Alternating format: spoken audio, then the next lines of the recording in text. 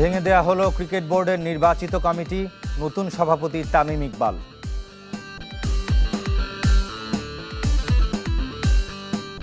জাতীয় ক্রীড়া পরিষদ ইতিমধ্যেই বিশ্ব ক্রিকেট নিয়ন্ত্রণ সংস্থা আইসিসির নিকট একটি ইমেল পাঠিয়েছে।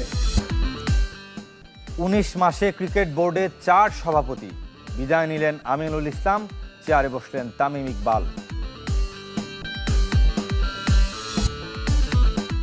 জুন উইন্ডোতে সান মারিনোর সঙ্গে খেলবে বাংলাদেশ, ইউরোপে প্রথমবার খেলার দাবি ভুল ফেডারেশনের। 6 মাসেরও কম সময়ের মধ্যে ভেঙে গেল ক্রিকেট বোর্ডের নির্বাচিত কমিটি। নির্বাচনে অনিয়মের অভিযোগে আগের কমিটি ভেঙে দিয়ে 11 সদস্যের অ্যাডহক কমিটি গঠন করেছে জাতীয় ক্রীড়া পরিষদ। নতুন সভাপতি করা হয়েছে তামিম ইকবালকে। অনিয়মের তালিকায় অভিযুক্ত করা হয়েছে সাবেক উপদেষ্টা আসিফ মাহমুদ, বিদায়ী সভাপতি আমিনুল ইসলাম ও ফারুক আহমেদের।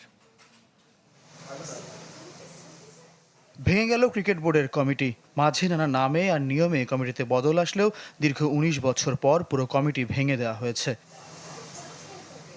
পথ খুঁজতে থাকা জাতীয় ক্রীড়া পরিষদ শেষ পর্যন্ত তদন্ত কমিটির রিপোর্টকে কারণ হিসেবে সামনে এনেছে। মঙ্গলবার অঘোষিত সংবাদ সম্মেলনে পুরো রিপোর্টের সারসংক্ষেপ তুলে ধরেছেন ক্রীড়া পরিষদ পরিচালক, যেখানে সাবেক উপদেষ্টা থেকে বিদায়ী সভাপতি, সহসভাপতি, পরিচালকদের নির্বাচন কেন্দ্রিক অনিয়ম তুলে ধরেন। 3 ক্যাটাগরির সবকটিতে অনিয়ম পেয়েছে কমিটি।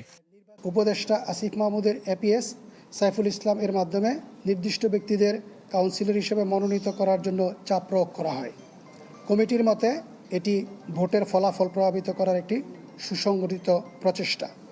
দুদিন আগে তদন্ত কমিটির প্রধান সাবেক বিচারপতি একেএম আসাদুজ্জামান রিপোর্ট জমা দেওয়ার সময় বলেছিলেন কারো নামে অভিযোগ দেননি, তবে তা ভুল প্রমাণ হলো এনএসসির বক্তব্যে।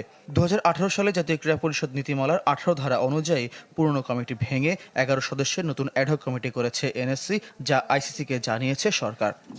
বর্তমান বিসিবি কমিটি গঠনে নির্বাচন প্রক্রিয়ায় উল্লেখযোগ্য পরিমাণের দুর্বলতা ছিল, অনিয়ম ছিল। সেই প্রেক্ষিতে জাতীয় ক্রীড়া পরিষদ ইতিমধ্যেই বিশ্ব ক্রিকেট নিয়ন্ত্রণ সংস্থা আইসিসির নিকট একটি ইমেল পাঠিয়েছে। আমিনুল ইসলামের কমিটির বিরুদ্ধে যারা আন্দোলন করেছেন তাদের প্রাধান্য অ্যাডহক কমিটিতে। গঠিত অ্যাডহক কমিটির সভাপতি হিসেবে দায়িত্ব পালন করবেন জনাব তামিম ইকবাল, সদস্য হিসেবে থাকবেন জনাব ফাহিম সিনহা। নতুন কমিটিতে সাবেক ক্রিকেটার 3 জন, এর মধ্যে অধিনায়ক 2। তামিম ইকবাল হয়েছেন সভাপতি, আরেকজন মিনহাজুল আবেদিন। আগে বোর্ডের সাথে সম্পৃক্ত ছিলেন ফাহিম সিনহা, রফিকুল ইসলাম বাবু, সালমান ইস্পাহানি ও তানজিল চৌধুরী। অ্যাডহক কমিটি 3 মাসের মধ্যে নির্বাচন আয়োজন করবে, তবে অ্যাডহক কমিটির সদস্যরা নির্বাচন করতে পারবে কিনা সে বিষয়ে মন্তব্য করেননি এনএসসি কর্মকর্তা। ফয়জুল ইসলাম, চ্যানেল 24, ঢাকা। সভাপতি হয়ে ক্রিকেট বোর্ডে গিয়েছেন তামিম ইকবাল। বিকালে জাতীয় ক্রীড়া পরিষদে কমিটি বিলুপ্তির ঘোষণার কিছুক্ষণ পর মিরপুর কার্যালয়ে যান সাবেক অধিনায়ক। তামিম ছাড়াও এরপর একে একে আসেন বেশ কজন পরিচালক। এ তালিকায় ছিলেন তানজিল চৌধুরী, সৈয়দ ইব্রাহিম আহমেদ, রফিকুল ইসলাম বাবু, মিনহাজুল আবেদিন নান্নু, রাশনা ইমাম। 11 সদস্যের কমিটির কয়েকজন দেশের বাইরে থাকায় তারা আসতে পারেননি। এর আগে বিদায় ঘণ্টা বেজে যাওয়ার সংবাদে বিসিবি থেকে বিদায় নেন আমিনুল ইসলাম বুলবুল, নাজমুল আবেদিন ফাহিমরা।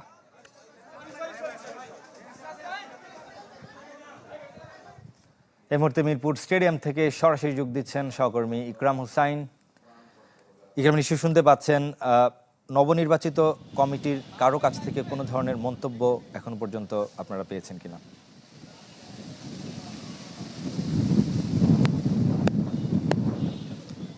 শোয়েব, নবনির্বাচিত অ্যাডহক কমিটির কোনো সদস্যের কাছ থেকে এখনো পর্যন্ত কোনো মন্তব্য আমরা এখনো পাইনি। আমরা যতটুকু জানতে পেরেছি যে কিছুক্ষণ আগে তাদের প্রথম বোর্ড মিটিং শুরু হয়েছে এবং সেখানে বেশ কয়েকজন সশরীরে উপস্থিত হয়েছেন, যাদের নামগুলো আপনি কিছুক্ষণ আগে বলেছেন, তবে কয়েকজন উপস্থিত হতে পারেননি। তাদের মধ্য থেকে 2-1 জন অনলাইনে যুক্ত হচ্ছেন, তেমনটাও আসলে আমরা শুনতে পেয়েছি। তো এই প্রথম মিটিংয়ের আগে তামিম ইকবালকে দেখেছি যে আমরা ক্রিকেট বোর্ডে তিনি বিভিন্ন কক্ষ ঘুরে দেখেছেন এবং কিছু আনুষ্ঠানিকতা ছিল সেগুলো তিনি শেষ করে বোর্ড মিটিংটা শুরু করেছেন। বোর্ড মিটিং শেষেই গণমাধ্যমের সামনে তার মুখোমুখি হওয়ার কথা, তখনই হয়তোবা আমরা বিস্তারিত জানতে পারবো যে এই বোর্ড আসলে কী চায় এবং এই বোর্ডের সামনে কী চ্যালেঞ্জ। যদিও সবচেয়ে বড় চ্যালেঞ্জ সেটি হচ্ছে আসলে ঢাকা প্রিমিয়ার লিগ মাঠে নামানো, যেহেতু এপ্রিল মাস আজকে 7 তারিখ যদিও এই সময় প্রায় শেষের দিকে থাকে ঢাকা প্রিমিয়ার লিগ, এখনও পর্যন্ত সেটা মাঠে গড়ায়নি। ক্লাবগুলো সদ্য বিদায় যে কমিটি, সেই কমিটির অধীনে খেলতে চায়নি, যার কারণে আসলে ঢাকা প্রিমিয়ার লিগ মাঠে গড়া নাই। সুতরাং ঢাকা প্রিমিয়ার লিগ হবে এই বোর্ডের প্রথম কাজ এবং সবচেয়ে বেশি প্রাধান্য নিশ্চয়ই তারা সেটাতেই দিবেন।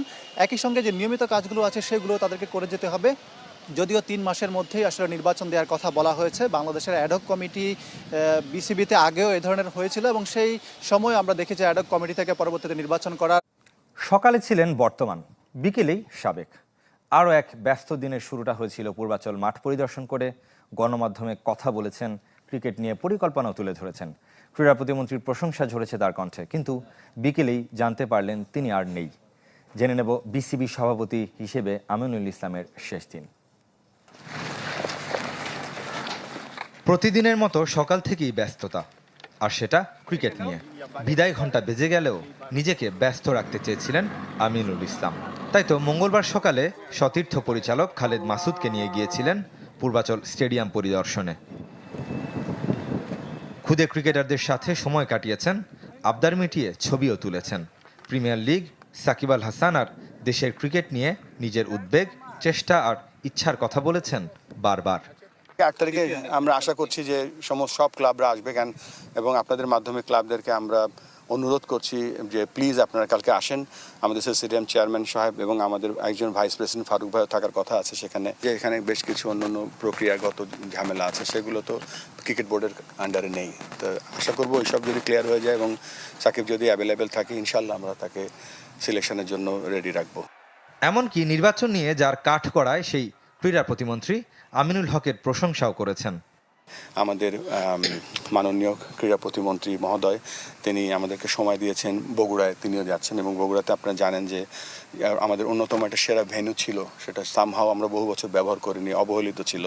তো সেটা পুনরুদ্ধার বা সেটার একটা মাস্টার প্ল্যান হাতে নিয়ে আমাদের উইমেন্স বিপিএল এর খেলার উদ্বোধন থেকে শুরু করে বেশ কিছু খেলা সেখানে হবে। We are really grateful to আমাদের ন্যাশনাল স্পোর্টস কাউন্সিল, আমাদেরকে অনেক সাহায্য সহযোগিতা সবসময় করে। কিন্তু বিকাল হতেই পরিস্থিতির ইউটার্ন। বর্তমান থেকে সাবেক হয়ে গেলেন আমিনুল ইসলাম। 2 অধ্যায়ে বাংলাদেশ ক্রিকেট বোর্ড প্রধান হিসেবে 10 মাস দায়িত্ব পালন করেছেন। নানা প্রতিকূলতা, প্রতিবাদ যেমন সঙ্গী ছিল, তেমনি অনেক অভিযোগে জর্জরিত বাংলাদেশের প্রথম টেস্ট সেঞ্চুরিয়ান। পূরণ হলো না তার ট্রিপল সেঞ্চুরির প্রকল্প।